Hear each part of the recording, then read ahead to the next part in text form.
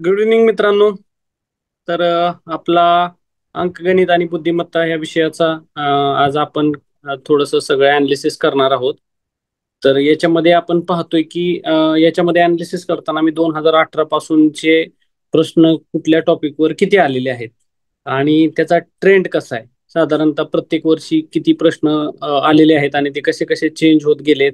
मग त्यानंतर आपल्याला इयर वाईज बघायचंय आणि नंतर लास्टला मी क्युम्युलेटिव्ह तुम्हाला सांगणार आहे की एक्झॅक्टली आपल्याला कुठल्या चॅप्टर्स वरती फोकस द्यायचा आहे मेनली. मग बऱ्यापैकी तेवढ्या चॅप्टर्स वरती जरी आपण जास्त फोकस दिला तरी आपल्याला चांगल्या प्रकारे मार्क मिळणार आहे.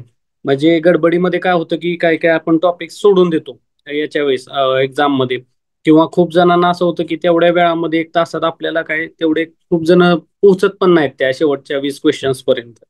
ठीक आहे. मग अशा वेळेस काय होतं की आपण हातातले मार्क आहेत हे सगळे गणित बुद्धिमत्तेचे आहेत ना, एकदम हातातले मार्क आहेत. काही नसतं, बऱ्यापैकी तिथंच आकडे दिलेले असतात, सगळ्या संख्या तिथंच दिलेल्या असतात प्रश्नामध्ये. पण इतिहास, भूगोल तुम्हाला किंवा जनरल बाकीचे जीएसचे जे सब्जेक्ट आहेत त्याच्यामध्ये तुम्हाला रिमाइंड करायला लागतात, काही गोष्टी आठवावं लागतात. तर इथं तसं नाही प्रॉब्लेम. इथं काय आहे, ह्याच्यामध्ये तुम्हाला फक्त तिथं त्या प्रश्नांमध्ये काय आकडे दिलेले आहेत त्याच्यावरच खेळायचंय फक्त आपल्याला. आणि खूप मुलांना असं वाटतं की गणित बुद्धिमत्ता ना आवडता विषय असतो. गणित तर बऱ्यापैकी मला असं वाटतं की खूप साऱ्या मुलांचा ना आवडता विषय असतो.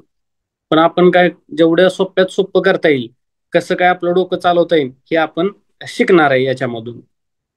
तर आज बऱ्यापैकी आपल्याला काय आपण अनालिसिस मेनली याच्यामध्ये पाहणार आहे. चालेल. तर आपण सुरुवात करूया. ही तुमच्या स्क्रीनवरती आपण एक एक्सेल बनवलेले आहे, प्रत्येक वर्षी किती प्रश्न आलेत कोणत्या टॉपिक वरती. तर जे नंबर सिस्टीम आहे किंवा त्याला संख्या पद्धती म्हणतो आपण, तर त्याच्यावरती 2018, आता ही एक्सेल शीट ओपन केली 2018ची, याच्यावर 2 प्रश्न विचारले गेलेले आहेत ह्या इथं. ठीक आहे. त्याच्यानंतर काय आहे, आपलं सिम्प्लिफिकेशन म्हणतो आपण, मग त्याच्यावरती एकच प्रश्न विचारलाय. त्यानंतर बघा, रेशो प्रमाण आणि अनुपात म्हणतो आपण, रेशो आणि प्रपोर्शन. बरोबर आहे का? म्हणजे किती दोन संख्यांचे गुणोत्तर 3:4 आहे वगैरे, मग त्याच्यामध्ये 8 मिळवले की त्याचं गुणोत्तर किती, 7:8 होणार आहे वगैरे, ह्या टाईप मधले प्रश्न असतात त्याच्यामध्ये. ठीक आहे. त्यानंतर आहे पर्सेंटेज. मग हा चॅप्टर आहे पर्सेंटेज वरती, पण एक प्रश्न विचारलाय 2018ला. त्यानंतर बघा, वेग, वेळ आणि अंतर याच्यामध्ये जनरली काय येतं की ट्रेनचं वगैरे याच्यामध्ये येतं की बाबा किती वेळात ट्रेनने किती अंतर कापलंय, किंवा बोटचा प्रश्न जनरली याच्यामध्ये विचारले जातात. बोट स्ट्रीम म्हणजे आहे की विरुद्ध प्रवाहाच्या विरुद्ध दिशेने एक बोट एवढी पोहते, म्हणजे एवढा स्पीड आहे. तर मग संत पाण्यातला वेग काढा, प्रवाहाच्या विरुद्ध दिशेने एक दिलेला असतो, प्रवाहाच्या दिशेने दिलेला असतो. मग त्या संत पाण्याचा वेग किंवा प्रवाहाचा वेग काढणे, ह्या गोष्टी असतात त्याच्यामध्ये. ट्रेनचं पण आहे आपल्याला, त्यात खूप सारे टाइप्स आहेत. पण याच्यात तेवढी हार्डनेस लेवल नसते जेवढी तुम्हाला राज्यसेवेला किंवा बाकीच्या एक्झाम्सला विचारली जातील. मीडियम रेंजचे प्रश्न असतात त्याच्यामध्ये. त्याच्यानंतर आहे वेळ, काळ, काम आणि ते वेग आहे. म्हणजे जनरली तुम्हाला माहिती आहे, 2 माणसं एक काम आहे 4 दिवसात करतात, तर 4 माणसं ते काम किती दिवसात करतील, हे अशा टाईपचे प्रश्न असतात. किंवा मग असं असतं की 2 महिला आहेत आणि 2 लहान मुलं आहेत, तर ते एक काम करायला 4 दिवस लावतात. तर मग ते 2 मुलं किंवा एक महिला, मग त्यांचा आपल्याला रेशो काढायचा असतो. त्याच्यावरून आपण काढता येतो की बाबा एक मुलाचं किंवा एका महिलेचं काम किती मुलं करतात. मग टोटल सगळं पूर्ण काम जर मुलांकडनं करून घ्यायचं असेल तर किती दिवस लागेल, किंवा टोटल काम महिलांकडनं करून घ्यायचं असेल तर किती दिवस लागेल. अशा प्रकारचे प्रश्न असतात याच्यामध्ये. क्षेत्रफळ आहे. याच्यावरती काय आहे, 2 प्रश्न विचारले जातात. या 18ला 2 प्रश्न विचारले होते. क्षेत्रफळ तुम्हाला माहिती आहे, आयताचं क्षेत्रफळ आहे. किंवा मग काय विचारलं जातं, एक जमीन दिलेली आहे, एका शेताचं क्षेत्रफळ दिले एका शेतकऱ्याकडे, तुम्हाला असं स्टोरी सांगितली जाते त्याच्यामध्ये की बाबा एक शेतकरी आहे, त्याला काय करायचं, फेन्सिंग करायचं, इलेक्ट्रिक फेन्सिंग साईडनं सगळं कंपाऊंड करायचंय. मग त्याच्या शेत आहे आयताकृती, मग त्याची लांबी एवढी, रुंदी एवढी, तर मग त्याला किती तार लागेल. अशा प्रकारचे प्रश्न विचारले जातात. डायरेक्ट असं नाही विचारणार कोण की याचं क्षेत्रफळ किती आहे, चौकोनाचं किंवा आयताचं. मग आपल्याला त्याचे बेसिक फॉर्म्युले माहीत पाहिजेत, त्याच्यावरून आपण काढू शकतो. त्यानंतर काय आहे, सिरीज आहे, शृंखला असती. मग तुम्हाला एक दिलेलं असतं की इथं 2 आहे, इथं 5 दिले, इथं 8 दिले, बरोबर, इथं 10 दिले. मग त्या ह्याच्यातला फरक आपल्याला काढत जायचा असतो, बरोबर. मग त्याच्यावरून आपण अशा प्रकारची अँसर्स काढू शकतो. मग ते तुम्हाला त्याच्या काही ट्रिक्स आपण सांगणार आहे. ह्याचे प्रश्न किती 2 आलेले आहेत 2018ला. त्यानंतर कोडिंग डिकोडिंग आहे. म्हणजे कोडिंग डिकोडिंग आठवते का तुम्हाला? एकदम मस्त टॉपिक आहे. तुम्ही व्यवस्थित तुम्हाला लक्षात येईल की एक असं वर्डिंग दिलेलं असतं की ए म्हणजे का, डा, सा, पा ह्याचं काय वर्डिंग आहे, आय एम अ बॉय किंवा अशा प्रकारचं आय एम अ मॅन. मग आणि त्याच्यावर पुढं काय दिलेलं असतं, आय एम अ डान्सर, आणि मग त्याच्या पुढं त्याला एक वर्डिंग दिलेलं असतं, कोड वर्ड. बरोबर आहे का, असाच हा का, सा, आणि मग ते दोन वर्ड वेगळे असतात. बरोबर. मग अशा टाईपचं दिलं असतं ते सिम्पल. आपल्याला काय आहे, या वर्डला काय म्हणायचं, त्या वर्डचं मिनिंग काय असेल, आपल्याला 2-3 वाक्याला कम्पेअर करून तो वर्ड आपल्याला शोधायचा, आणि त्या प्रकारचे एक्झाम्पल्स असतात. हे 2 एक्झाम्पल्स आलेले आहेत त्या 2018ला. त्यानंतर आहे डायरेक्शन सेन्स, आहे दिशा. दिशा आपल्याला शोधायची असते, की एक दिलेलं असतं काय मिनल आहे, तर ती तिच्या घरापासून पूर्वेला चालत गेली 5 किलोमीटर, मग तिनं डाव्या हाताला वळली, तिथनं 2 किलोमीटर गेली, मग पुढं काय आहे उजव्या हाताला वळाली, तिच्या 3 किलोमीटर गेली, मग ती एका ठिकाणी थांबली, आणि मग पुन्हा काय केलं तिनं, की 90 डिग्रीमध्ये पुन्हा रिटर्न वळली, 90 डिग्रीमध्ये किंवा 180 डिग्रीमध्ये वळाली, आणि 10 किलोमीटर आली. तर ती तिच्या पहिल्या घराच्या ज्या स्पॉटला चालू केलं तर तिथून किती लांब आहे. बरोबर. ह्या अशा प्रकारचे प्रश्न असतात. काय नाही, तुम्ही कागदावर जर असं प्लॉट करत गेलात, तुम्हाला तर लक्षात येऊन जाईल. तुम्हाला मी सांगेन मी कसं करायचं ते एक्झाम्पल्स. ठीक आहे, सिम्पल असतात एकदम. त्यानंतर आहे वेन आकृत्या. तुम्हाला माहिती आहे सिलोजिझम आहे, तर सर्व पेन खडू आहे, सर्व खडू पेन्सिल आहेत.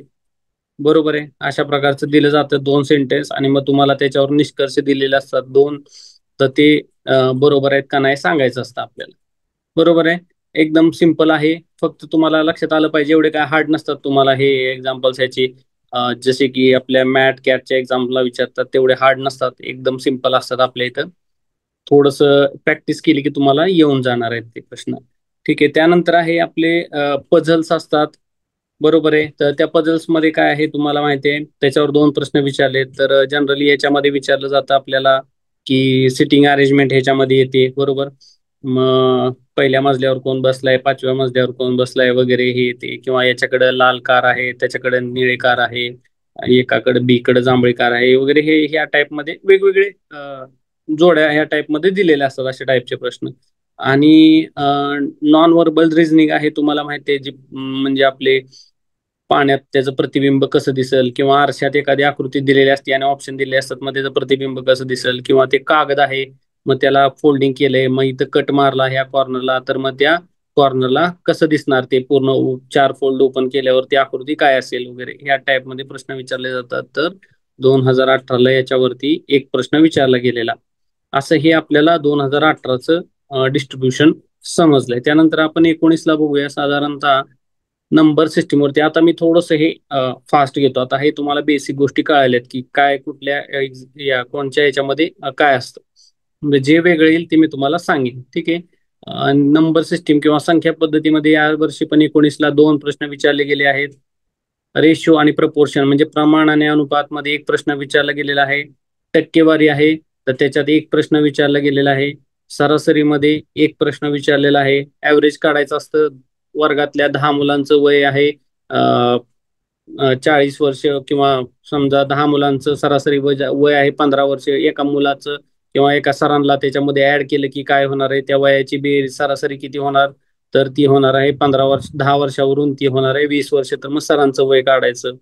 बरोबर आहे. अशा प्रकारचे प्रश्न असतात. किंवा क्रिकेटमध्ये दिलेलं असतं, जनरली सगळ्यात फेवरेट उदाहरण आहे क्रिकेटचं, की त्याच्यामध्ये दिलेलं असतं की क्रिकेट खेळणारी मुलं आहेत, किंवा एका टीमने एक 100-200 रन बनवले, 200 रन बनवलेत, आणि लास्टचा प्लेअर आला आणि त्याने लास्टच्या ओव्हरमध्ये 50 ओव्हरपैकी लास्टच्या ओव्हरमध्ये काय केलंय, त्याने एकट्यानंच एका ओव्हरमध्ये 6 सिक्स मारलेत आणि 36 रन बनवलेत. तर त्याची सरासरी किती होणार आहे, किंवा मग टोटल सरासरी दिलेली असती.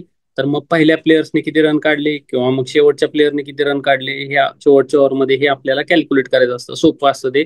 एकदा तुम्हाला ह्याच्यामध्ये कन्सेप्ट कळाला की काय ऍक्च्युली करायला लागते, बरोबर आहे, किंवा स्टेप आपण कशा घेतोय ते आपल्याला समजलं की आन्सर येऊन जाणार आहे. त्यानंतर आहे बघा मित्रांनो, वेग, वेळ आणि अंतर, टाइम, स्पीड आणि डिस्टन्स आपण पाहिलं. ट्रेनचं जनरली ह्याच्यामध्ये एक्झाम्पल असतात किंवा बोटचे असतात. तर याच्यामध्ये एक प्रश्न विचारला गेलेला आहे. टाइम आणि वर्क आहे, काम आणि वेळ त्याला म्हणतो आपण. तर तो पण एक प्रश्न विचारला गेलेला आहे याच्यामध्ये. तुम्हाला माहिती आहे 2 माणसं 3 महिला काम करतायत, आणि मग 4 दिवसात संपते. हेच हेच पॅटर्न असतो जनरली तो. त्यानंतर आहे मेन्सुरेशन क्षेत्रफळ म्हणतो आपण. आता सांगितलं मी तुम्हाला क्षेत्रफळाचं आपल्याला सूत्र पाठ पाहिजेत. म्हणजे बेसिक असतात हे 4-5 आयत, चौरस, त्रिकोण, बरोबर आहे का, यांचं पाठ केलं की तुम्हाला येऊन जाणार आहे. त्यानंतर काय आहे सिरीज अॅनालॉजी, बरोबर आहे. तर त्याच्यावर पण 2 प्रश्न विचारले गेलेले आहेत. कोडिंग डिकोडिंग वरती 2 प्रश्न आहे बघा. मागच्या पण एक्झाम म्हणजे मागच्या 2018 मध्ये तर त्यावेळेस पण 2 विचारलेले कोडिंग डिकोडिंग. म्हणजे हा जरा आहे प्रश्न विचारण्याचा ट्रेंड आतापर्यंत दिसतोय आपल्याला. त्यानंतर डायरेक्शन सेन्स आहे, दिशादर्शनाचा आहे आपल्याला. तर तिथं तुम्ही काय करायचं की काय खूप सारे नवीन मुलं असतील आता जॉईन केलेले, तर ते काय होणार, गडबडणार जरा. मग खूप वेळा काय होतं की तुम्ही त्या परीक्षा हॉलमध्ये काय करता, तिथं शोधत बसता पूर्व दिशा कोणीकडे आहे आणि पश्चिम कुठे आहे. तर त्या गोष्टी करायच्या नाहीयेत. आपल्याला काय आहे, कागदावर प्लॉट करायचे. तुम्हाला माहिती आहे जॉग्राफीचा आपण नकाशा बघतो, बरोबर आहे. त्याच्यावर काय केलं असतं, एका कॉर्नरला डायरेक्शन लिहिलेली असते. म्हणजे वरची साईड असा बाण काढलेला असतो वरती, आणि त्याच्यावर काय लिहिलेलं असतं की नॉर्थ लिहिलेलं असतं. म्हणजे काय आहे, तर ती साईड आहे ती नॉर्थ आहे, त्याच्या ऑपोजिट काय असणार आहे. तर आपल्याला ह्या डायरेक्शन माहित पाहिजे, बरोबर आहे. नॉर्थ साऊथ, राईट साईडला ईस्ट असते, इकडं लेफ्ट साईडला वेस्ट असते, बरोबर. त्यानंतर आहे तुम्हाला माहिती आहे की सिलॉजिझम आहे. पुन्हा एकदा सांगितलं मी, व्हेन डायग्राम म्हणतो आपण त्याला, किंवा त्याला निष्कर्ष पण म्हणतो आपण, काढायचा कसा आहे काय आहे. तर त्या खूप सोप्या असतात. म्हणजे त्यातले मार्क गेलेच नाही पाहिजे अशा प्रकारच्या डायग्राम असतात आणि अशा प्रकारचे प्रश्न विचारले जातात आपल्याला याच्यामध्ये. त्यानंतर बघा मित्रांनो, पझल आहे, अनालिटिकल आहे. तुम्हाला आता सांगितलं मी पझल कसं असतं. 2 मार्काला प्रश्न विचारलेले आहेत, सॉरी 2 प्रश्न विचारलेले आहेत त्याच्यावरती, ठीक आहे. तर याच्यावर तुम्ही काळजीपूर्वक लक्ष द्या. 2018ला पण बघा वेन डायग्राम वरती तुम्हाला इथं 2 प्रश्न विचारलेले गेलेले आहेत. सॉरी, 1 प्रश्न विचारलाय आणि इकडे 2 विचारलेत, आणि पझल वरती 2 आहेत 2018ला. आता 19ला पण काय आहे, 2 विचारलेत, आणि सिलॉजिझम वरती 1 विचारलेला आहे, ठीक आहे. लास्ट काय आहे, प्रॉब्लेम्स ऑन एजेस, त्याला वय संबंधी आपण म्हणतो, ती एक्झाम्पल्स असतात. मग जनरली काय दिलेलं असतं, मुलाचं वय आणि त्याच्या वडिलांच्या वयाच्या काय आहे, 1:3 प्रमाणात आहे, आणि 5 वर्षांनी दोघांच्या वयांची बेरीज एवढी होणार आहे वगैरे. या टाईपचे एक्झाम्पल्स असतात वयाच्या संबंधीची, म्हणजे एज दिलेले असतात त्याच्यामध्ये. तर त्याच्यामधनं मग 10 वर्षापूर्वी किती होतं वय दोघांचं, किंवा त्यावेळेसचा रेशो काय होता, जर आजचा रेशो एवढा आहे तर 10 वर्षांनीचा रेशो किती असेल. ह्या प्रकारचे प्रश्न विचारले जातात. असा एक प्रश्न विचारलेला त्यावेळेस. तर हे टोटल आपले 2019चा डाटा पूर्ण झालाय. आता त्यानंतर बघा मित्रांनो, 2020ला 2020ला बघा, नंबर सिस्टीम वरती 2 प्रश्न विचारले. म्हणजे आपण आता 18, 19, 20 या 18 मध्ये बघितलं नंबर सिस्टीम आहे इथं, पहिले याच्यावर 2 विचारलेत. त्यानंतर बघा इथं पण 2 विचारले गेलेले आहेत 2019ला. तर तसंच सेम 2020ला पण 2 विचारले गेलेले आहेत. म्हणजे आतापर्यंत 19 पर्यंतचा ट्रेंड असा आहे की नंबर सिस्टीमवर ऍटलिस्ट 2 विचारले जातात, त्यातला एकही मार्क जाता कामा नये आपला. त्यानंतर बघा, प्रमाण आणि अनुपात म्हणतो आपण, रेशो आणि प्रपोर्शन आहे. तर त्याच्यावर पण 1 प्रश्न विचारले गेलेला आहे. म्हणजे ह्यात पण आता तुम्हाला काही अजून सांगतो की मी, ह्यात गोष्टी असतात भेसळ वगैरे करतात ना, तर ते येतं ह्याच्यामध्ये. तर किती रेशो असेल, प्रपोर्शन किती प्रपोर्शन मध्ये मिक्स करायला लागेल तर आपल्याला ते एवढं होईल, मिक्सचर्स आणि हे असतं ते. तर त्यामध्ये पण येऊन जातं, हे धरतात. त्यानंतर बघा टक्केवारी, बघा हे टक्केवारी पर्सेंटेज मध्ये 1 प्रश्न विचारला गेलेला आहे इथं 2020ला. त्यानंतर बघा वेग आणि अंतर जे आहे ते आपल्याला काय आहे, 1 प्रश्न विचारलाय. टाइम वर्क मध्ये किंवा वेळ आणि काम मध्ये किती, आपल्याला 1 प्रश्न विचारलेला आहे. क्षेत्रफळाच्या ह्यात 2 प्रश्न विचारलेत. म्हणजे या ठिकाणी बघा 2019ला पण 2 प्रश्न विचारलेले इथं दिसतंय स्क्रीनवरती. त्यानंतर 18ला क्षेत्रफळाला 2 प्रश्न बघा. म्हणजे 20 पर्यंत असा ट्रेंड आहे की तुम्हाला 2 प्रश्न कंटिन्युअसली क्षेत्रफळावरती विचारलेत, बरोबर आहे का. हा ट्रेंड जनरली कंटिन्यू राहतो. त्यानंतर काय आहे बघा, शृंखला आणि त्याला समानता म्हणतो आपण, सिरीज अॅनालॉजी. तर त्याच्यावर पण 2 विचारलेत. ह्याच्या आधी पण 2 विचारलेले आहेत प्रश्न. त्यामुळे हा सिरीज चॅप्टर, मेन्सुरेशन म्हणा किंवा आपलं नंबर सिस्टीम, ह्याच्यावरती 2 प्रश्न इथं तुमचे फिक्स झाले. खूप छोटे चॅप्टर्स आहेत, म्हणजे एवढे हार्डनेस लेवल नाहीये. इझिली तुम्ही ते समजून घेऊ शकता प्रश्न, ठीक आहे. तर तुम्हाला लक्षात आले एकदा पॅटर्न काय आहे, तर तुम्हाला प्रश्न सोडवायला सोपं जाणार आहे, ठीक आहे. त्यानंतर बघा कोडिंग आणि डिकोडिंग आहे. याच्यावर पण दोन प्रश्न विचारलेत आतापर्यंत. 2020 पर्यंत 18, 19, 20 आपण हे 3 वर्षाचं बघतोय. तर कोडिंग डिकोडिंग वरती पण आपल्याला काय झाले, दोन प्रश्न कंटिन्युअसली विचारले गेलेले आहेत. दोन दोन दोन विचारतायत याच्यावरती. त्यामुळे हे पण एकदम सोपे, म्हणजे फालतू अक्षरशः तुम्ही बाकीचा जीएसचा एखादा प्रश्न वाटलाच तर सुटला चालेल, पण हे सुटता कामा नाही असले प्रश्न. नाही तर पुन्हा तुम्हाला बाहेर आल्यानंतर 2 मार्कांनी गेला रिझल्ट, 1 मार्कांनी गेला, एक बरोबर आला असतं बरं झालं असतं माझं वगैरे, हे म्हणजे गाणे गाण्यात काय पुन्हा नंतर अं, राम नाही. नंतर मग तुम्हाला मजा नाही वाटणार की अरे यार हे सोडलं कसं काय, मी हातातली मार्क आहे हे बिलकुल सोडायचे नाही. मला तर असं वाटतं की आम्ही असं करायचो आमच्या टाइमिंगला अभ्यास करताना, की पहिल्यांदा हे घ्यायचो, गणित बुद्धिमत्ता आम्ही पहिल्यांदा सोडवायला घ्यायचो. फटाफट जेवढे येत आहेत ना तेवढे सोडवून घ्यायचे. कसं असतं सुरुवातीला पेपर आल्या आल्या थोडंसं मी स्ट्रॅटेजी मध्येच तुम्हाला डिस्टर्ब करतो आणि सांगतो की पेपर आल्या आल्या काय होतं की आपला ब्रेन एकदम एक्साइटेड लेवलला असतो. एकदम स्टार्टिंगला फुल, आता फुल तयारी नाही, म्हणजे 100 मीटर स्प्रिंट आपण बघतो उसेन बोल्टची, ते कसं एकदम स्टार्टिंगला फुल ग्रिप घेतात त्या टाइप मध्ये असतं की स्टार्टिंगला आपला ब्रेन जेवढा फास्ट काम करतोय तेवढा थोड्या वेळाने प्रेशर आल्यानंतर मग तो अंडर प्रेशर काम करत नाही. मग ह्यातली जी गणित आहेत ना, जे तुम्हाला येणार आहेत, जे येणारी गणित तुम्ही बघितलीच नाही, तिथपर्यंत पोहोचलाच नाही, तर मग आपला रिझल्ट जाणार तिथं. बरोबर आहे का? तर तो न जाण्यासाठी काय आहे, असं असं व्हायला पाहिजे की अरे बरं झालं बाबा, हे हे 20 प्रश्न सोडवले, ह्यातले 15 आले माझे, 18 आले बरोबर, माझा रिझल्ट आला. 1 मार्काने रिझल्ट आला, 5 मार्काने रिझल्ट आला, असं म्हणलं पाहिजे आपण. आता जनरली काय म्हणतो आपण, माझा 1 मार्काने गेला, 2 मार्काने गेला. खूप 99% मुलांची तीच कंडिशन असते, 1% मुलं जनरली पास होतात. बरोबर आहे का? मग हे न होण्यासाठी जी मुलं पास होत आहेत ना त्यांचा हाच फंडा असतो, हा फॉर्म्युला असतो की पहिले ते क्वांटिटी रिजनिंगला बघतात, किंवा ते सोडत नाहीत. क्वांटिटी रिजनिंग जे आहे आपलं गणित बुद्धिमत्ता, ते अजिबात त्यातला प्रश्न सोडत नाहीत. म्हणजे असं पण नाही की त्याला धरूनच बसायचं. बरोबर आहे का? हे टाइम वर्कचा प्रश्न आहे सपोज, तर काय येतच नाही बाबा, आता ह्याला सुट्टीच देणार नाही मी, आज सोडलाच ह्याला सोडवायचाच, मला काय अख्खा पेपर मोका राहिला चालेल पण मी ह्याला आज सोडवणार कसल्याही परिस्थितीत. हा असला काय प्रकार करायचा नाही तिथं. त्याचं काय तुमचं बांधाला बांध नाही त्या प्रश्नपत्रिका काढणाऱ्याच्या किंवा त्या प्रश्नपत्रिकेशी. तर तुम्ही काय करायचंय, येत नाही ना आपल्याला, फास्ट लगेच स्किप करायचा आपण प्रश्न. ठीक आहे, ह्या गोष्टी याच्यामध्ये करायच्या तुम्हाला, आणि ह्या कसं आहे प्रॅक्टिसने येणार आहे. गणित बुद्धिमत्तेचे मी जे टॉपिक सांगेल तुम्हाला, त्याचे दररोज तुम्ही ऍटलिस्ट ना एक एक एक्झाम्पल किंवा एक दोन दोन एक्झाम्पल तरी सोडवायची, म्हणजे रेग्युलर बेसिसवर डेली. काही नाही, संध्याकाळी जेवण झाल्यावर तुम्हाला झोप येत असली ह्या टायमिंगला, तर काही जण काय बघत बसतात, पिक्चर बघणार, कुठं काय करणार, थोडंसं आपण टाइमपास करतो. त्या टाइमपास करण्यापेक्षा हे सोडवलं तर पुढं निवांत बसून सिलेक्शन झाल्यावर किती टाइमपास करायला येतो संध्याकाळी, निवांत तुम्ही पिक्चर बघत बसू शकता, चांगल्या लॅविश लाईफस्टाईल जगू शकता तुम्ही. आता कसं आहे, तुम्ही हॉस्टेलच्या किंवा त्या एखाद्या रूम मध्ये बसून टेन्शन मध्ये तुम्ही बघणार, तिथं ढेकणं चावत असणार. जनरली पुण्यातली आपल्या सदाशिवपेठेतली मुलं असतील ती म्हणणार की अरे या ढेकणं चावते तिथं, असं तसं. त्यात बघत बसण्यापेक्षा थोडासा आत्ता अभ्यास करा, आता कळ सोसा, पुन्हा तुम्हाला चांगले दिवस बघायला मिळणार आहेत. ठीक आहे. त्यानंतर हा बघा, दिशा दर्शन आहे, दिशाचा जो प्रश्न आहे डायरेक्शन सेन्स वरती, त्याच्यावर पण एक प्रश्न विचारलेला आहे 2020ला. म्हणजे याच्यावर पण कंटिन्युअसली एक एक प्रश्न विचारलाय डायरेक्शन सेन्स वरती. ठीक आहे. नंतर बघा, वेन आकृत्या ज्या आहेत, वेन डायग्राम, त्याला सिलॉजिझम म्हणतो आपण. तर सिलॉजिझम मध्ये काय आहे, तुम्हाला माहिती आहे, ते सर्व रबर खडू आहे, सर्व काय ते त्या टाइप मध्ये असतं, सर्व कुत्रे खडू म्हणतात त्याला. मग असं काय कशाचा इरिलेव्हंट असतात आपल्या त्या शब्दांचा आपण अर्थ घ्यायचा नाही, फक्त डायग्राम काढायच्या, त्याच्यावरून आपण ठरवायचं काय आहे ते.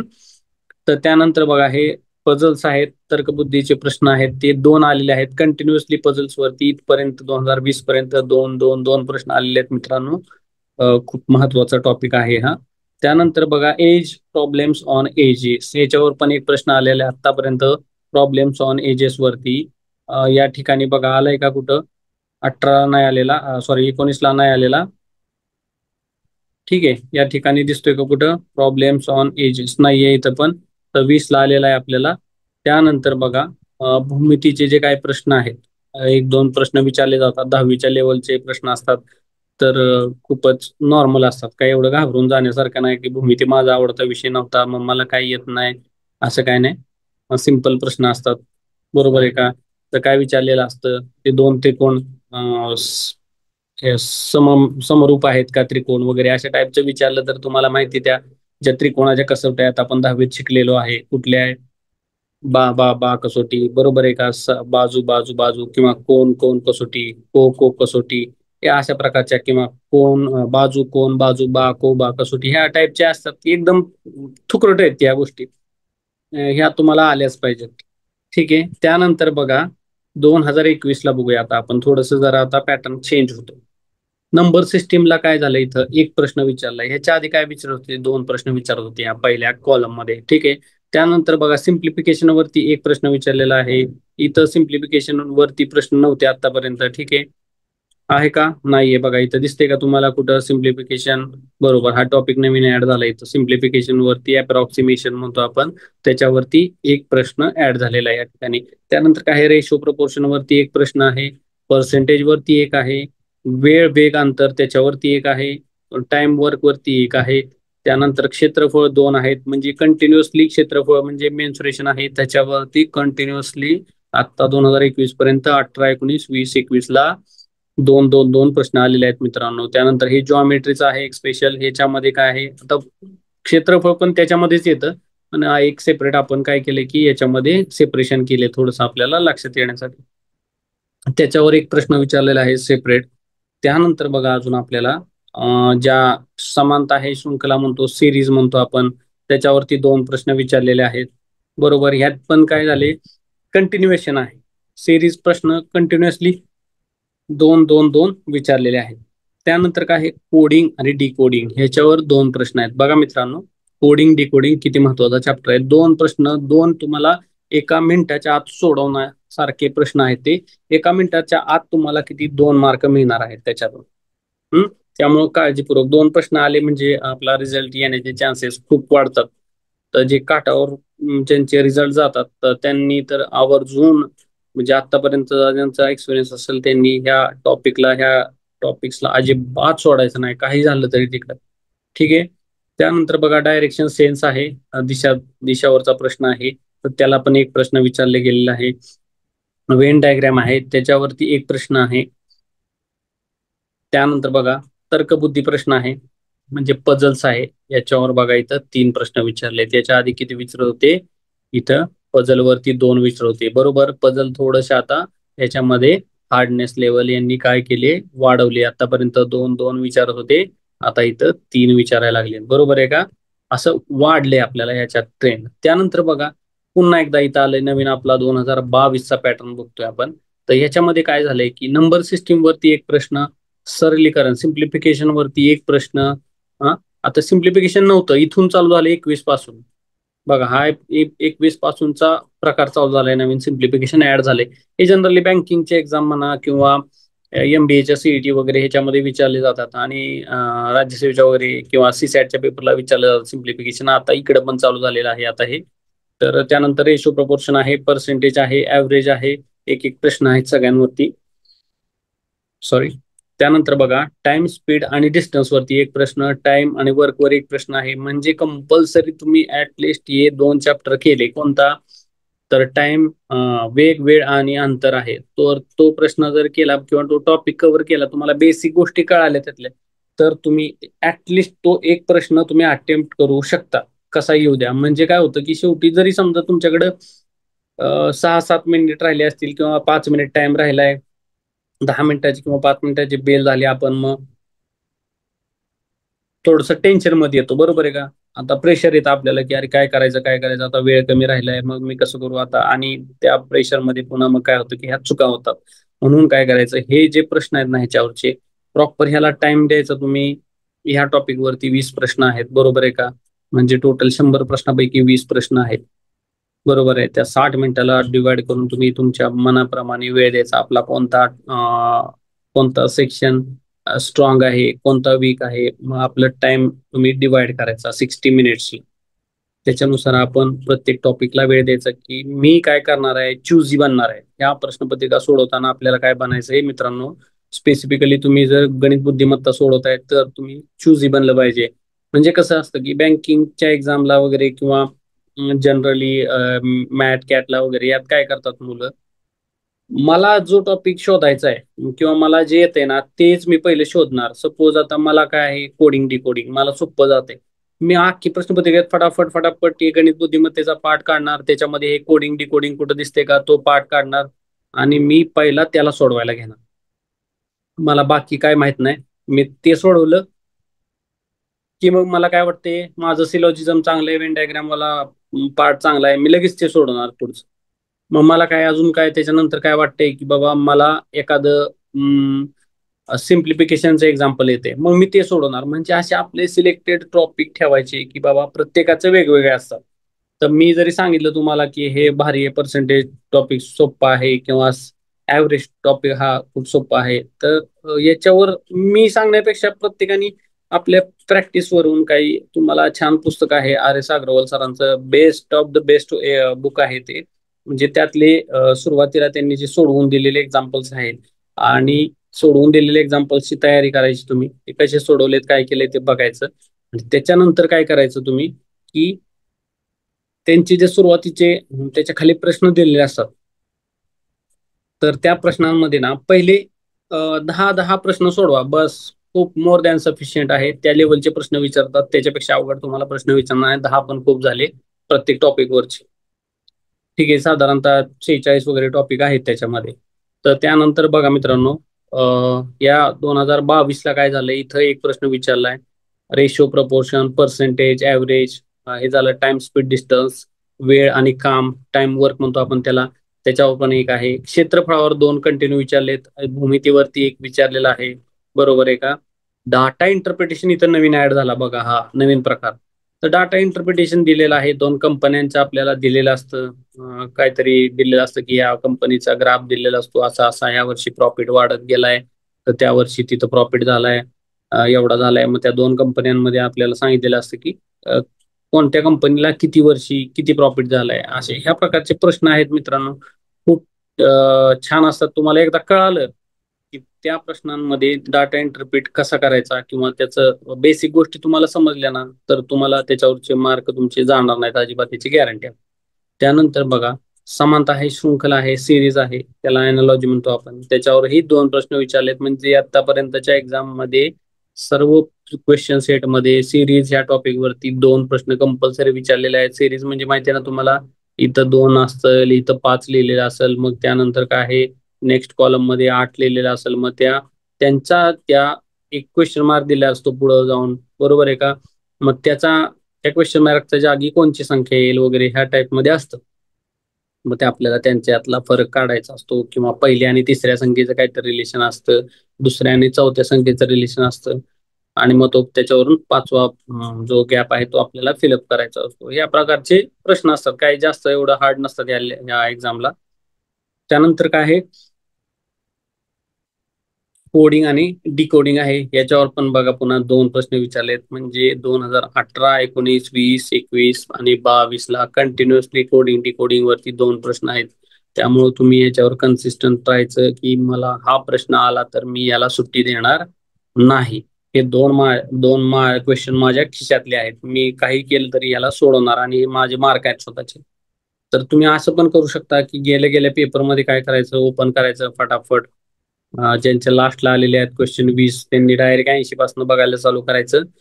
ते कुठे दिसते का कोडिंग डिकोडिंग, गणित लय वाचत बसायचे नाही. तशा टाईपचे वर्डिंग दिसलं का, पुन्हा काय असतं झा, तसलं ला, असं काय पण शब्द जे असतात ते कुठे दिसते का बघायचं तुम्हाला. आणि ते शोधलं की आपण काय करणार, पटकन आन्सर लिहायचं. तुमचं कॉन्फिडन्स लेवल एकदम खतरनाक बूस्ट होते. म्हणून हे करायचं. मग तुम्ही आपला प्रत्येकाचा टॉपिक कोणता आवडीचा आहे हे आपण चूज करायचं. कशासाठी, तर आपल्याला काय होतं की कॉन्फिडन्स लेवल खूप बूस्ट होते ह्याच्यामध्ये. मग हे सगळ्यात महत्वाचं आहे आपल्याला. त्यानंतर बघा, आपल्याला वेन आकृत्या आहेत, सिलॉजिझम म्हणतो आपण त्याला, वेन डायग्राम्स. त्याच्यावरती एक प्रश्न विचारलाय. म्हणजे इथं बघा, सगळीकडे सिलॉजिझम वरती एक प्रश्न, ऍटलिस्ट एक प्रश्न तर विचारलेला आहे. ठीक आहे, आता 22 झालं आपलं. तर अशा प्रकारे हे 20 क्वेश्चन झाले. नंतर 23 ला बघूया आपण आता की काय आहे, जी नंबर सिस्टीम आहे. नंबर सिस्टीम मध्ये काय होतंय की आपल्याला नंबर सिस्टीम वरती एक प्रश्न विचारलाय. त्यानंतर काय आहे, सिम्प्लिफिकेशन वरती पुन्हा एक प्रश्न आहे, रेशो प्रपोर्शन वरती एक प्रश्न आहे, पर्सेंटेज वरती एक प्रश्न विचारलेला आहे मित्रांनो. त्यानंतर बघा, ऍव्हरेज वरती पण एक प्रश्न विचारलेला आहे, टाइम स्पीड डिस्टन्स वरती एक विचारलेला आहे, वेळ आणि काम, टाइम आणि वर्क वरती एक प्रश्न विचारलाय. त्यानंतर काय बघा, मेन्सुरेशन ज्याला आपण क्षेत्रफळ म्हणतो त्याच्यावरती 2 प्रश्न विचारलेले आहेत. त्यानंतर बघा जॉमेट्रीचा आहे त्याच्यावर पण एक विचारलाय. डाटा इंटरप्रिटेशन वरती इथं पुन्हा 2 विचारलेले आहेत प्रश्न. सिरीज अॅनालॉजी मध्ये 2, त्यानंतर कोडिंग डिकोडिंग 2 आणि सिलॉजिझम वरती एक. अशा प्रकारे एक आहे पझल वरती. आता ह्यात बघा इथं पुन्हा पझल ऍड केले, याच्यावरती 3 आहेत. 22 ला पझल होतं का, 22 ला पझल वरती एक होतं आपलं सांगायचं राहिलं तर 22 ला पझल वरती एक होतं. 23 ला एकदम डायरेक्ट बूम अधिकचे आधी होते 2 3 प्रश्न राहायचे. बघा इथं काय आहे, पझल्स वरती 2 आहेत. इथे 19 ला पण 2 आहेत बरोबर, 18 ला पण 2 आलेत. मग अशा प्रकारे काय झालं इथं सरळ आपण आता 23 ला इथं 3 प्रश्न विचारले. म्हणजे काय होतं की आधी असं वाढत गेले प्रश्न संख्या किंवा मेंटेन राहिली, पुन्हा एक कमी झाली आणि आता पुन्हा वाढलेल्या आहे प्रश्नांची संख्या. अशा प्रकारे हे आपल्याला अनालिसिस या 2023च्या कुठल्या टॉपिक वरती किती प्रश्न आलेत हे आपण पाहिलं. नंतर आता बघा 24चा नंबर सिस्टीम वरती एक प्रश्न आलेला आहे. त्यानंतर बघा सिम्प्लिफिकेशन वरती एक प्रश्न, सॉरी, त्यानंतर बघा प्रमाण आणि अनुपात रेशो प्रपोर्शन वरती एक प्रश्न आहे. पर्सेंटेज वरती एक प्रश्न आहे. टाइम स्पीड डिस्टन्स वरती एक प्रश्न आहे बरोबर आहे का. टाइम वर्क वरती एक प्रश्न आहे. त्यानंतर बघा मेन्सुरेशन वरती 2 प्रश्न आहेत. जॉमेट्री वरती एक प्रश्न. त्यानंतर डाटा इंटरप्रिटेशन बघा हा पण आहे. आता डाटा इंटरप्रिटेशन वरती इथं 2 विचारलेत. सिरीज वरती 2 आहेत.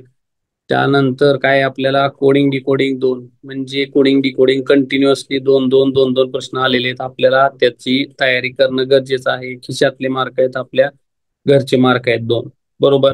तुम्ही म्हणता मी भूगोलचं हे पाठ करतो किंवा मी जीएस मधला अजून काय पाठ करतो, पॉलिटिचे मी एवढं पाठ करतो.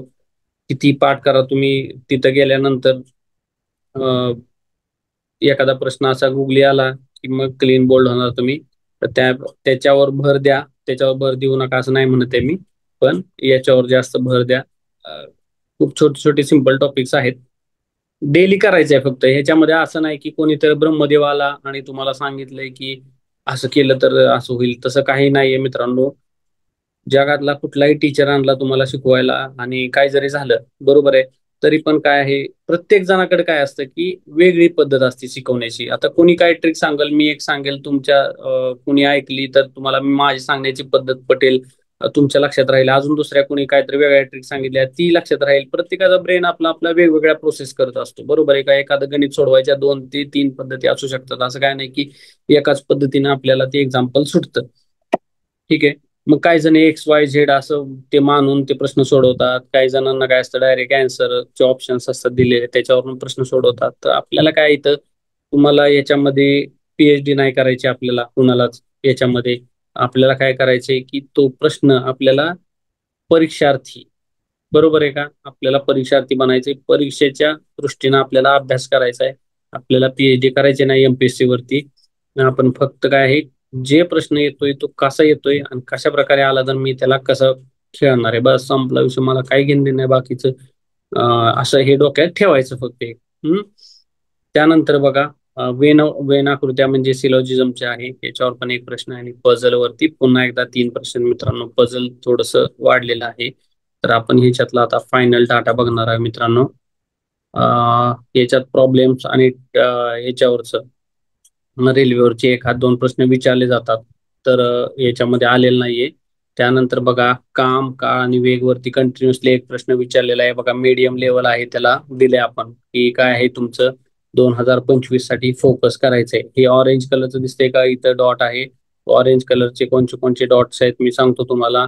तर वेळ आणि काम हा टॉपिक किंवा वेळ वेग आणि अंतर बरोबर आहे का, हा टॉपिक कंपल्सरी तुमची तयारी असली पाहिजे ह्याची.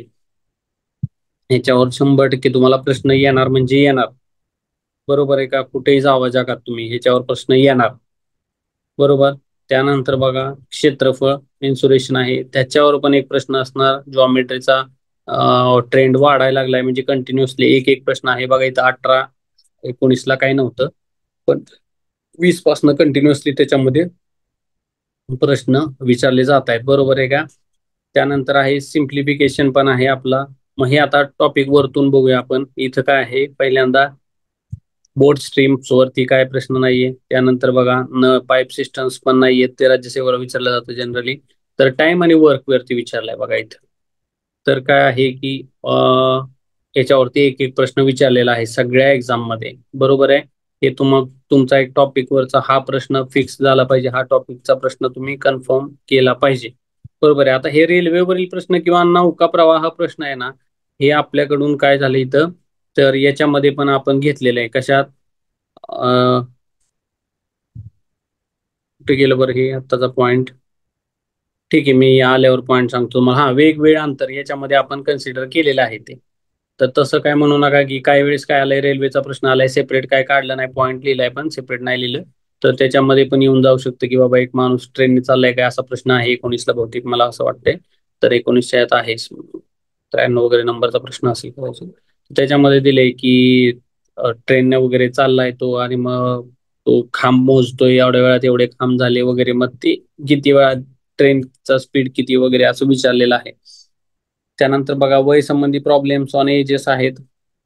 कधी कधी मध्ये विचारलेले आहेत 19-20ला, त्यानंतर विचारले गेलेले नाहीत त्याच्यावरती प्रश्न.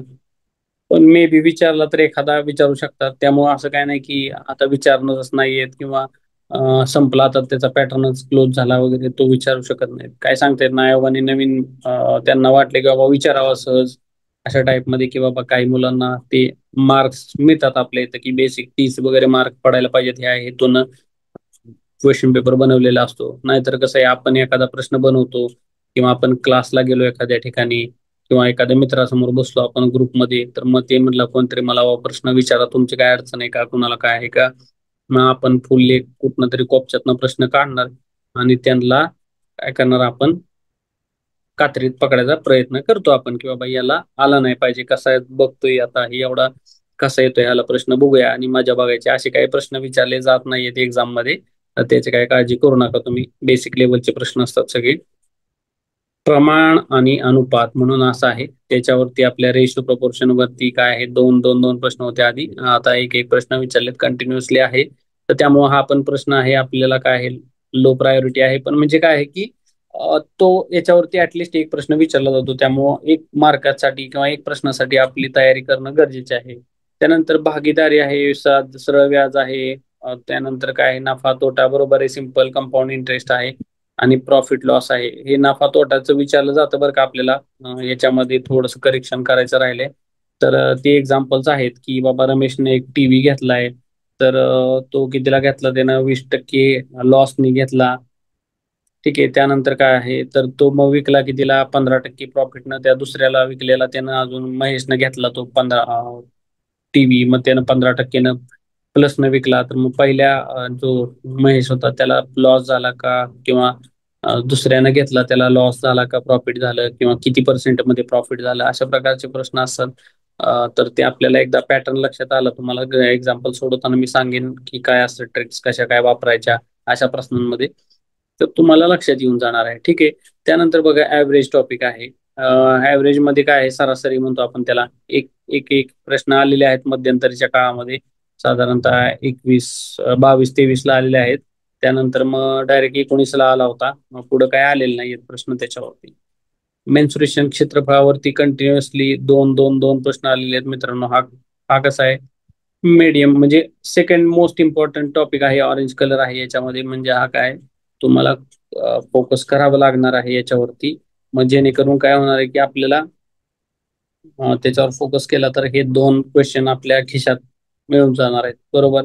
त्यानंतर जॉमेट्रीवरती एक एक एक प्रश्न आलेले आहे कंटिन्यू, तर ते प्रश्न आपल्याला आले पाहिजेत. एक एक प्रश्न पण तुमचा खूप सारा, म्हणजे इनला आउट करतो, आउटला इन करतो तुम्हाला, बरोबर आहे का. त्या ठिकाणी रिझल्ट मधून किंवा फायनल सिलेक्शन मधून लाईफ चेंज होण्यासाठी एक एक प्रश्नाची खूप गरज असते. तर विसरू नका त्या ठिकाणी की अरे यार हे देवाला सोडलं वगैरे, जनरली असं करतो, म्हणजे खूप मुलं करतात, आम्ही करायचो सुरुवातीला की हा टॉपिक मी देवाला सोडलाय, असं काय करू नका. हा, ठीक आहे. त्यानंतर बघा सिम्प्लिफिकेशन आहे. सिम्प्लिफिकेशन मध्ये काय आहे की एक एक एक एक प्रश्न विचारला आहे, प्रत्येक वर्षी ऍटलिस्ट एक प्रश्न आहे तुम्हाला, त्यामुळे तो पण आपल्या खिशातला मार्क आहे, तर तो सोडायचा नाही अजिबात. त्यानंतर बघा आपल्याला संख्या पद्धती आहेत, नंबर सिस्टीम आहे. तर त्याच्यावरती सुरुवातीला दोन दोन दोन प्रश्न विचारलेत, नंतर एक एक थोडस कमी झालंय याचं, बरोबर आहे का? आधी कसा होता हा वाढत चाललेला, म्हणजे आपण इथं हे पण सांगितलंय मी तुम्हाला की काय आहे, कसं कसं वाढलंय, काय कमी जास्त झालंय, मी सांगेन तुम्हाला. 2 मिनिट फक्त एकदा हे सांगू द्या मला. त्यानंतर लसावी मसावी काय चॅप्टर करायची गरज नाहीये. पण कसं आहे, तर तुम्हाला दुसरं कुठलं सोडवायचं असेल, बरोबर आहे का, हे पर्सेंटेज वरती एखादा प्रश्न आलेला असेल, हा, तर मग त्याच्यावरती तुम्हाला तो प्रश्नाच्या ठिकाणी हे लसावी मसावी गरजेचं आहे. ह्यातलं तुम्हाला बेसिक गोष्टी माहीत असणे पाहिजे, गरजेचं आहे की लसावी कशाला म्हणायचं, मसावी कशाला म्हणायचं, बरोबर आहे का? मग नाहीतर तेच माहित नाही आणि मग आपण कशी गणित सोडवणार, नाही का? असं काय व्हायला नको. तर मग तुम्हाला याच्यानंतर बघा, आकडेवारी विश्लेषण आहे, डाटा इंटरप्रिटेशन दिलेलं आहे आपल्याला, त्या कंपन्यांचं वगैरे देतात असं असं. तर ते साधारणतः 20 पर्यंत काही विचारलेलं नव्हतं. 21 पासून चालू झालेलं आहे, दरवर्षी दोन दोन प्रश्न आहेतच त्याच्यावरती. Sorry, sorry. त्यानंतर बघा, शृंखला समानता म्हणतो आपण त्याला, सिरीज आहे, अॅनालॉजी आहे. प्रत्येक वर्षी दोन दोन दोन प्रश्न कंपल्सरी आलेले आहेत. खूप महत्वाचा चॅप्टर आहे, ज्याला हा गुलाबी कलर दिलेला आहे. मित्रांनो, हा कंपल्सरी करायचा आहे तुम्ही, म्हणजे याच्यावरती फिक्स 2 मार्क आहेत. कोडिंग डिकोडिंग फिक्स 2 मार्क आहेत तुमचे. ठीक आहे. त्यानंतर बघा, आपल्याला इथं काय आहे, ब्लड रिलेशन, नातेसंबंधावर असं काही प्रश्न आलेला नाहीये स्पेसिफिक, तरी पण काय करायचं, अशा प्रकारचे प्रश्न आले तर काय ते, रमेशच्या मामाच्या काकाच्या मुलीची मामी रमेशची कोण लागते, अशा प्रकारे हे जर असलं तर आपण जाणार कॉमन. तर ते काय जायची गरज नाही, काय नाही, स्वतःला त्या रमेशच्या जागी ठेवायचं आणि आपल्या घरातले रिलेशन लावून बघायचे, तुमचं अँसर येऊन जातं. काय जास्त याच्यामध्ये डोकं लावायची गरज नाही की अरे कोण रमेश आणि काय, खूप सारे मुलं तिथं कन्फ्युज होतात, बरोबर आहे का? ठीक आहे. त्यानंतर बघा, डायरेक्शन सेन्स आहे, खूप सोपं आहे, मी तुम्हाला सांगितलं पेजवरती. नवीन मुलांसाठी स्पेसिफिकली ह्या गोष्टी मी रिपीट करतोय मुद्दाम, कारण तुम्ही जे जुने आहेत यातले, ज्यांना एक्सपिरियन्स आहे एक्झामचा वगैरे, किंवा चांगला अभ्यास आहे, त्यांना काय वाटेल की थोडंसं बोर होईल ह्या गोष्टी. पण ह्याच्यामधनं काही गोष्टी तुमच्या क्लिअर पण होणार आहेत त्याच्यात, की आपण कोणत्या गोष्टीवर फोकस करायचा आहे वगैरे. तर डायरेक्शन सेन्स वरती सुरुवातीच्या काळामध्ये पेपरला 18 ते 20 मध्ये आलेले आहेत क्वेश्चन्स, त्यानंतर काय आलेले नाहीये. तर डायरेक्शन सेन्स वरती माझ्या क्लासमध्ये एक बँकिंगच्या एक्झामला गेलेलो, तर त्यावेळेस एक जण आलेला मुलगा शेजारी बसलेला, तर एक प्रश्न आला डायरेक्शन सेन्सचा, तर तो त्या हॉलमध्ये ईस्ट डायरेक्शन शोधत होता, की मग मला म्हटलं इथे ईस्ट कुठे आहे, म्हणजे कशाला पाहिजे तुला. तर म्हणजे हळूहळू बोललो आम्ही, पीसी वरती कम्प्युटरवरती ऑनलाईन एक्झाम होती. तो म्हणला हा प्रश्न सोडवायचा आहे आता. अवघड झालं ना मला सांगायचं कसं काय आता याला बोलायचं. तर असलं काय किस्सा करू नका तुम्ही कुठं. ठीक आहे, डायरेक्शन सेन्स कागदावर काढायचे असतात, तिथे काय आपल्याला हॉलमध्ये काय त्या एक्झाम सेंटरमध्ये डायरेक्शन शोधायची गरज नाहीये. ठीक आहे. त्यानंतर क्रम आणि स्थान आहे, ऑर्डर रँकिंग असतात, त्याच्यावर काय प्रश्न विचारले गेलेले नाहीत, पण सिंपल एक छोटे नॉर्मल प्रश्न असतात. जस्ट ह्या काय काय टॉपिक आहेत ना, याची तयारी तरी करून ठेवा. जरी नाही विचारले तरी बाय चान्स विचारला गेला एखादा प्रश्न, तर मग अडचण नको आपल्याला.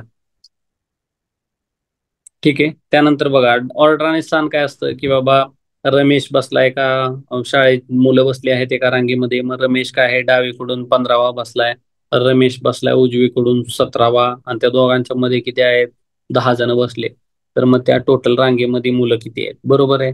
हे असले असले प्रश्न असतात, काहीच नाही मग हा 15वा बसलाय, हा 17वा बसलाय, दोघांच्या मध्ये 10 मुलं आहेत, हे आपल्याला कॅल्क्युलेट करायचं असतं. मी सांगेन तुम्हाला काय काय करायचं, सिंपल कोण कुठं बसलाय, बरोबर आहे का, त्यांची रँक काढता येते आपल्याला, आणि टोटल मुलांची संख्या काढता येते. या प्रकारे असतं, काही जास्त सिरियस नाही हा मॅटर, आणि एवढं काही सिरियस तुम्हाला या विचारले तरी हे एक्झाम्पल यातले विचारत नाहीये. त्यानंतर काय आहे, आसन व्यवस्था, सिटिंग अरेंजमेंट आहे. मग याच्यामध्ये काय आहे की हम्म, एक 5 मुलं बसलेली आहेत, बरोबर आहे, कुठं बसलेत ते, तर वर्तुळाकार ह्याच्यामध्ये बसलेत, राऊंड मध्ये, आणि मग आतल्या साईडला सगळ्यांची तोंड सेंटरकडे आहेत, आणि मग तो याच्या डावीकडे बसलाय, महेश रमेशच्या डावीकडे बसलाय, बरोबर आहे. त्या महेशच्या ऑपोजिट साईडला कोण, गणेश बसलाय.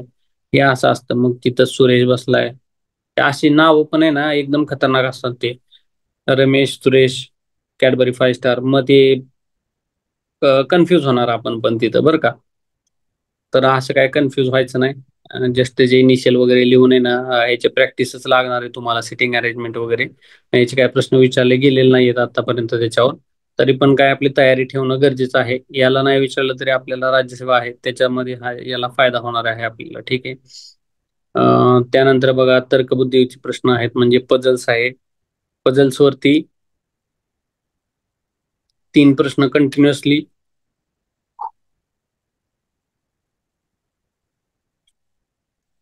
3 प्रश्न विचारले जात आहेत.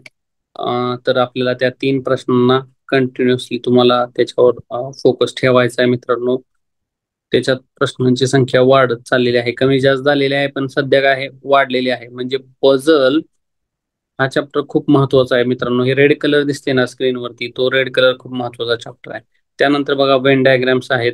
एक एक एक एक प्रश्न विचारला आहे प्रत्येक वर्षी. त्यानंतर काय आहे, नंबर टेस्ट आहे किंवा अल्फाबेट नंबर असतात, त्याच्यावर काय विचारलेलं नाहीये. म्हणजे नंबर सिरीज मध्ये पण येऊन जातं ते. किंवा मग आपण काय करू, त्याला याच्यामध्ये पण टाकले जातं. कुठं आहे ते, सिम्प्लिफिकेशन मध्ये येऊन जाईल ते. त्यानंतर बघा नॉन व्हर्बल रिझनिंग वरती एक प्रश्न विचारलेला होता. त्यानंतर काय आहे, इनपुट आउटपुट आहे, त्याच्यावर काय प्रश्न विचारलेला नाही. ते मशीन इनपुट असते, एका मशीन मध्ये असं टाकलं तर तसं येईल. ते सीसॅटला वगैरे विचारलं जातं. त्यानंतर काय आहे, डिसिजन मेकिंग आहे. तर ते विचारले जातात प्रश्न. किंवा मग आपल्याला एक अशा टाईपचे प्रश्न विचारले जातात ह्याच्यात कधी कधी, की दिलेला डाटा सफिशियंट आहे का नाहीये. डाटा सफिशियन्सी मध्ये येतं ते. तर तुम्हाला दिलेला डाटा सफिशियंट आहे का नाही आन्सर देण्यासाठी वगैरे, हे प्रकारचे प्रश्न आता विचारायचा ट्रेंड वाढलेला आहे. थोडंसं काय आहे, लेंथी क्वेश्चन्स असतात.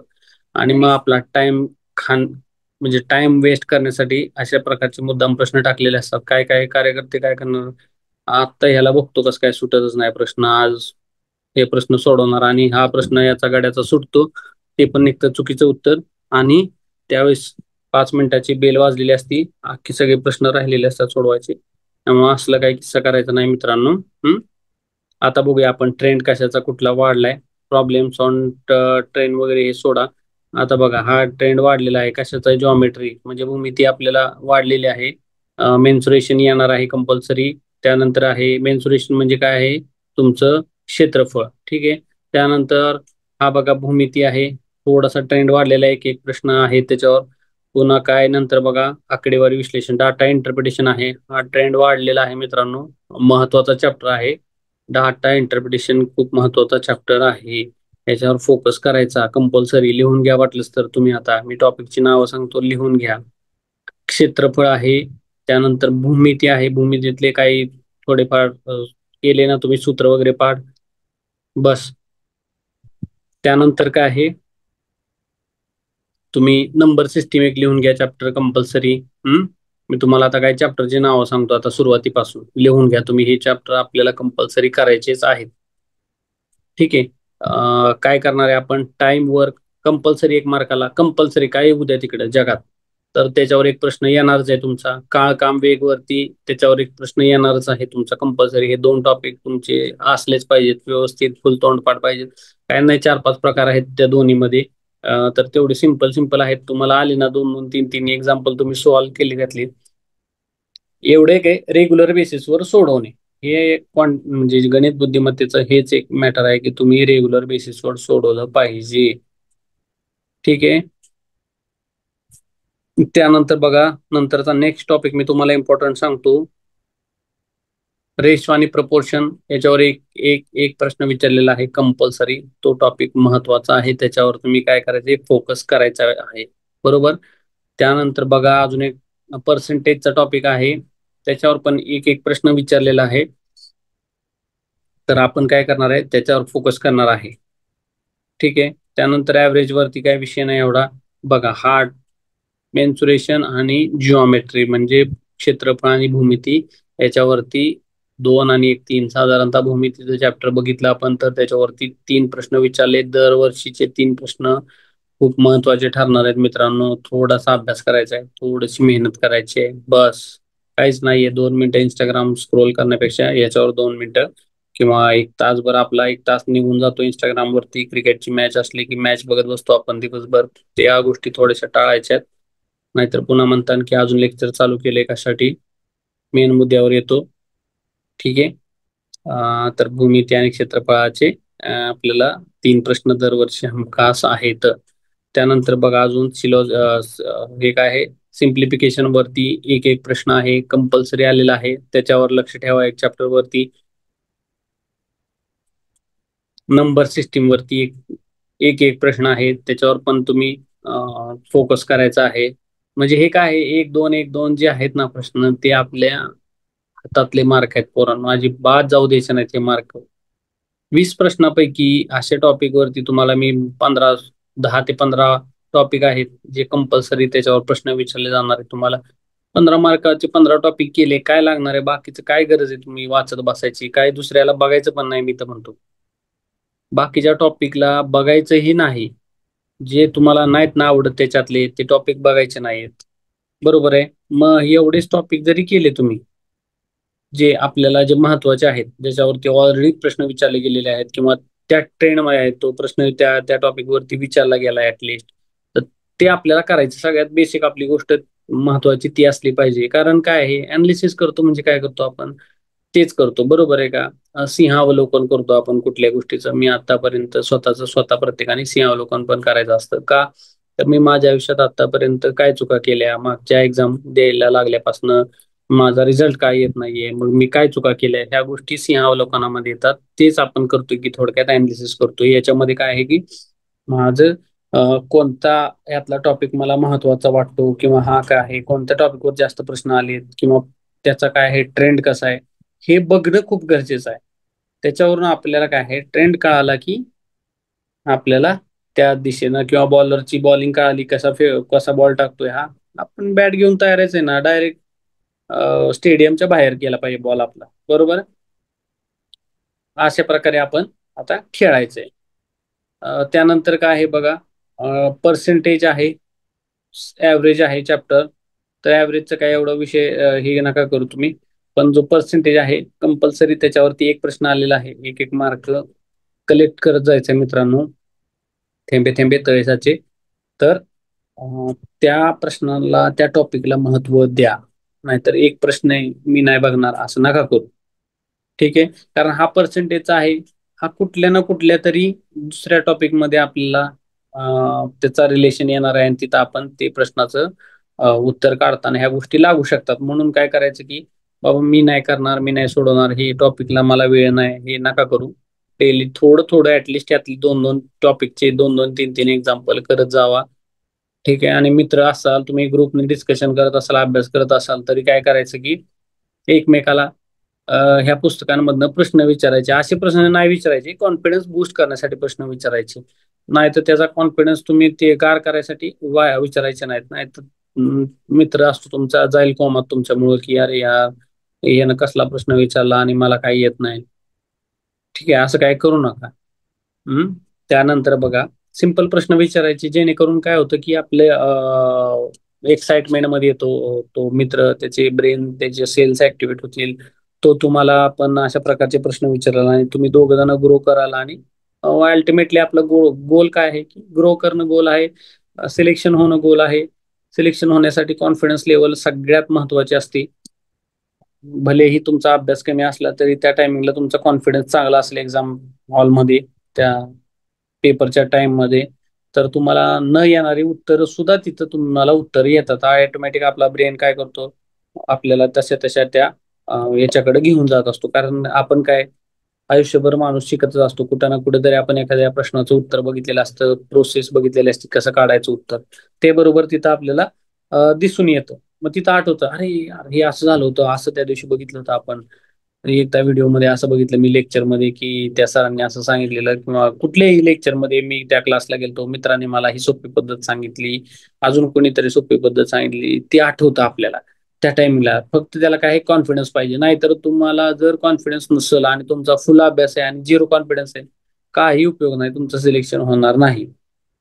फक्त कॉन्फिडन्स ठेवायचा आहे. कॉन्फिडन्स कसा आहे, एकट्याला जरी येत नसेल तरी तुमचा मित्रपरिवारात ग्रुप असेल तुमचा, दोघा तिघांचा चौघांचा काय असेल, तुम्ही एकमेकाला दररोज ह्यातलं ऍटलिस्ट एक प्रश्न विचारायचा, म्हणजे नफा तोट्याचं. मग त्याला जाताना म्हणायचं, बाबा मी एक गाडी घेतली, 1 लाख रुपयाची गाडी घेतली मी, बरोबर आहे, आणि त्याला सांगायचं की बाबा मी ती 10% लॉसने तुला विकतोय, मग तू काय केली, तुझ्या मित्राला तू अजून विकली 20% प्रॉफिटनी, तर मग मला सांग तुला प्रॉफिट झाला का लॉस झाला, बरोबर. ह्या अशा प्रकारची गणित, मग त्याच्या डोक्यात तुम्ही जेवायला बसलेले असताना, चहा प्यायला गेलेले असताना ह्या गोष्टी बोलल्या ना, तर आपला रिझल्ट येण्यासाठी फायदा असतो. आणि कंटिन्युअसली त्या मेंटल स्टेट मध्येच राहायचं. कोणत्या एक्झाम देताय, एक्झाम आली 2 महिने, तर त्याच्यामधनं बाहेर निघायचं नाही. नाहीतर आला कांतारा, निघालो लगेच आम्ही डायरेक्ट अभ्यास करत होता, त्या अभ्यासाच्या फेज मध्ये होता, भाऊ निघाला डायरेक्ट तिथनं ढगात कांतारामध्ये.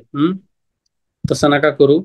थोडस मेंटेन ठेवा ती फेज, मुद्दाम ठेवायची मेंटेन फोर्सफुली, की आपल्याला ब्रेनला त्या प्रकारची ऍक्टिव्हिटी करण्यासाठी भाग पाडायचं, आणि आपल्याला त्याचे रिझल्ट चांगले मिळतात. त्यानंतर बघा, महत्वाचा टॉपिक आहे आपल्याला पर्सेंटेज झाला, हे झालंय. त्यानंतर बघा सिम्प्लिफिकेशन वरती एक प्रश्न आहे, नंबर सिस्टीम, LCM HCF हा करा टॉपिक, पण कशासाठी, तुमचं बेसिक बक्क करण्यासाठी. असं नाही की याच्यावर प्रश्न विचारला जाईल डायरेक्टली, तसा काय विचारणार नाही, पण आपल्याला पार्टनरशिप मध्ये वगैरे याचा फायदा होतो, बरोबर आहे, ऍव्हरेज काढताना. ठीक आहे. त्यानंतर बघा डाटा इंटरप्रिटेशन आहे, हा खूप महत्वाचा चॅप्टर आहे मित्रांनो, लिहून घ्या तुमच्या नोटबुक मध्ये, हा कंपल्सरी विचारणार आहेत. तर डाटा इंटरप्रिटेशन दररोज एक गणित तरी ऍटलिस्ट सोडवलं पाहिजे, एक गणित बस, बाकी काहीच नाही, एकच गणित सोडवा डाटा इंटरप्रिटेशन. नंतर सिरीजचे काय आहे, सोपे प्रश्न असतात, दररोज 2 गणितं सोडवायची सिरीजची, 2 गणितं, 2 मार्क आहेत, दररोज 2 गणितं सोडवायची, अजून भरपूर टाइम आहे परीक्षेला. तर तुम्ही 2 2 गणितं सोडत गेला ना, खूप गणित होतील तुमची, तुम्हाला वाटणार पण नाही किती वेळ लागतो हे डाटा DIचं एक एक्झाम्पल सोडवायचं, आणि ह्याचे सिरीज अँड लॉजीचे 1 2 गणितं सोडवायची. त्यानंतर काय आहे बघा, की कोडिंग डिकोडिंग, ह्याला काय गरज वाटत नाही माझ्या मते तर सोडवत बसण्याची, असं काय स्पेसिफिक ते घेऊन या पुस्तकातनं शोधा कुठेतरी, काहीच नाही. मागचे क्वेश्चन पेपर बघितले ना, त्यातले जरी तुम्ही गणित सोडवले नाही, की ते आतापर्यंत 18 पासनचे हे 14 गणित आहेत, हे 14 गणितच बघायचे.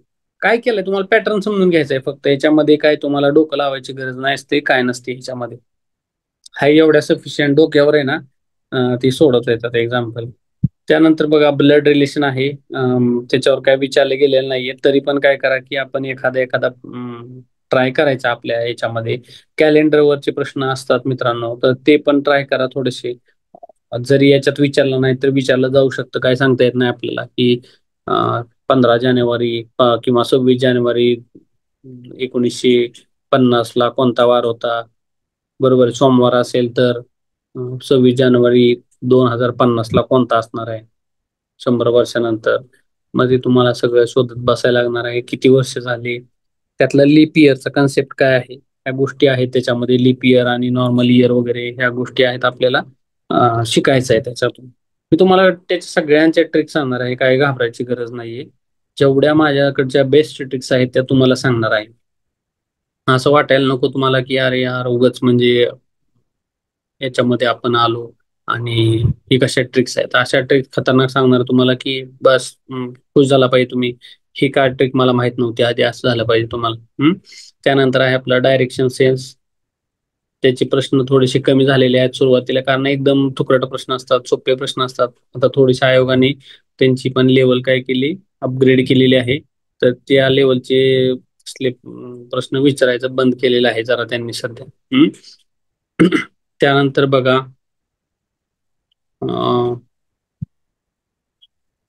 ऑर्डर आणि रँकिंग वरती नाहीये, सिटिंग अरेंजमेंट करून ठेवा तुम्ही टॉपिक, वाया न जाणार टॉपिक आहे तुमच्या आयुष्यात. जेवढे तुम्ही एक्झाम देणार आहेत ना, कोणत्या ना कोणत्या एक्झाम मध्ये कधी ना कधी येणार म्हणजे येणार हा टॉपिक, तर हा टॉपिक तुमचा पक्का असला पाहिजे. ह्याला काय नाही, फक्त प्रॅक्टिस करायची बस. म्हणजे ह्या एक्झामला कसं असतं, एवढे बेकार प्रश्न येत नाहीत कॅट वगैरे याच्यासारखे. याच्यामध्ये काय असतं, सिटिंग अरेंजमेंटला बस सिंपल दिलं असतं, राऊंड मध्ये बसलेत हे लोक 5 6 जण, हे हा पूर्वेकडे, हा त्याच्या डाव्या हाताला तो आहे, त्याच्या उजव्या हाताला तो बसलाय, त्याच्या ऑपोजिट साईडला हा बसलाय, असले एवढंच असतं, याच्यापेक्षा बाकी काही नसतं. हार्ड लेवलला काय विचारलेलं असतं की ह्याच्यामध्ये सिटिंग अरेंजमेंट मध्ये एका लाईन मध्ये बसलेत 10 जण. काही जणांची तोंड उत्तरेकडे आहेत, काही जणांची दक्षिणेकडे आहेत. आता त्यात माहित नाही 10 जणातली कोणाची दक्षिणेकडे कोणाची उत्तरेकडे. फक्त मग दिलेलं असतं 1 ते 10 जण. 1 नंबरचा आहे कुठला किंवा 3 नंबर ज्याचा आहे तो बसलाय पूर्वेकडे तोंड करून किंवा उत्तरेकडे तोंड करून, आणि त्याच्याकडे आहे पिवळी गाडी. हे असे कॉम्प्लिकेशन्स बनवलेले असतात त्याच्यामध्ये. ठीक आहे, तर त्याला खूप वेळ लागतो आणि ते असले काय लेवलचे प्रश्न विचारले जात नाहीत. आपल्याला सिंपल फालतू प्रश्न असतात त्याच्यातले. एका ह्याच्यातले 10 जण बसलेत, मग त्याच्या डाव्या बाजूला तो आहे, त्याच्या उजव्या बाजूला हा आहे, हा तिकडून 5 नंबरला आहे, हा उजवीकडून 10 नंबरला आहे, संपला विषय. ते असे प्रश्न असतात ते तुम्हाला सोडवायला येणार आहेत. सिंपल आहे, प्रॅक्टिस करणं गरजेचं आहे फक्त. त्यानंतर आहे पझल्स, अनालिटिकल रिझनिंग म्हणतो आपण त्याला. तर्कबुद्धीचे प्रश्न आहे, त्याच्यावरती 3 प्रश्न कंपल्सरी कंटिन्युअसली विचारले गेलेले आहेत. तर तुम्ही त्या प्रश्नांच्या दृष्टीने बघा. आता ह्यातले सगळ्यात हायएस्ट या कॉलम मध्ये बघा टोटलच्या. तर बघा इथं 20 प्रश्न आहेत टोटल आतापर्यंत. म्हणजे पझल वरती 20 प्रश्न विचारलेले गेलेले आहेत. बरोबर आहे, 2018 पासून 24 पर्यंत. हम्म, बरोबर आहे का? ह्या 8 वर्षामध्ये 20 प्रश्न विचारलेत. म्हणजे कंपल्सरी 3 प्रश्न दरवर्षी आहेत. बाळांनो, अभ्यास करा व्यवस्थित, त्याच्यावर फोकस करा. वेन डायग्राम आहे, एक प्रश्न फिक्स आहे हिच्यातला. त्याची एक एक डायग्रामची प्रॅक्टिस करायची. 2 दिवसाला एक केली तरी काय फरक पडत नाही. बसल्या बसल्या मित्रांमध्ये तुम्ही चहा प्यायला गेलाय, बाकीच्या काहीतरी गप्पा मारण्यापेक्षा हे गप्पा मारायचे की सांग बरं, सर्व रबर पेन्सिल आहेत, सर्व पेन्सिल. हा, फक्त ते काय करायचं, मनाने उदाहरण बनवायचं नाही. आणि तुम्हाला उत्तर त्याचं माहित पाहिजे की मित्राला एक्झॅक्टली उत्तर काय. नाही तर तुम्ही सांगणार त्याला, तुम्ही वेगळे एक्सप्लेन करून सांगणार, त्याच्या डोक्यात तेच बसायचं, त्याचा 1 मार्क जायचा.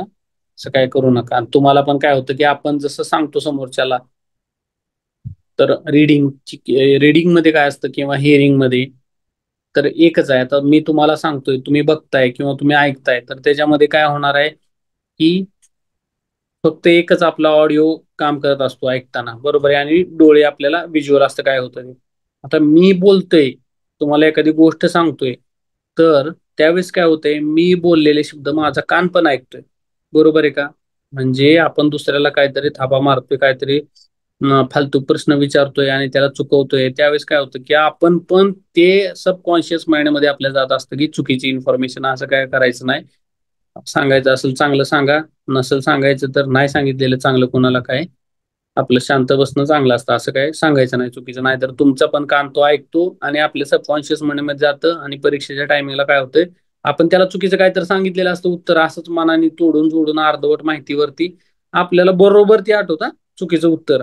आणि तुम्ही म्हणणार की मला कसं काय आठवलं नाही, मला येत होतं हे. जे बरोबर आहे ते आठवणार नाही, कारण तुमच्या सबकॉन्शियस माइंडमध्ये बोललेलं असता तुम्ही, त्यावेळेस तुमच्या कानांमध्ये ती इन्फॉर्मेशन गेलेली असती, सायमल्टेनियसली ब्रेननं प्रोसेस केलेली असती. बरोबर आहे. हे उद्योग करायचे नाहीत. त्यासाठी फक्त पॉझिटिव्ह ह्याच्यामध्ये राहायचं, त्या पॉझिटिव्ह वातावरणामध्ये राहायचं, पॉझिटिव्ह व्हाइब्स तुमच्यामध्ये निर्माण करायच्या. अशा प्रकारे आहे. आपल्याला इनपुट आउटपुट पण काय नाहीये. आणि नॉन व्हर्बल रिझनिंग वरती काय एकच प्रश्न विचारलेला, आणि तुम्हाला डायग्राम वगैरे विचारले जातात. तर ते आपण बघून घ्या थोड्याशा. कधी कधी विचारले जातात की डायस दिलेला असतो, डायसच्या ह्या साईडला 1 नंबर आहे, तिकडं 3 नंबर आहे. मग त्या प्रकारचे प्रश्न असतात. तर मग तो किती आहे, खूप सोपे प्रश्न आहेत. तर मी मॅक्झिमम टॉपिक तुमचे कव्हर करणार आहे. एक सोडायचं नाही आपल्याला एक पण टॉपिक ह्याच्यातला. ऍटलिस्ट ज्याच्यावरती जास्त प्रश्न विचारले ते टॉपिक सोडायचे नाहीत म्हणजे नाहीत. त्याच्यातल्या best of the best trick मी तुम्हाला सांगणार आहे. ठीक आहे.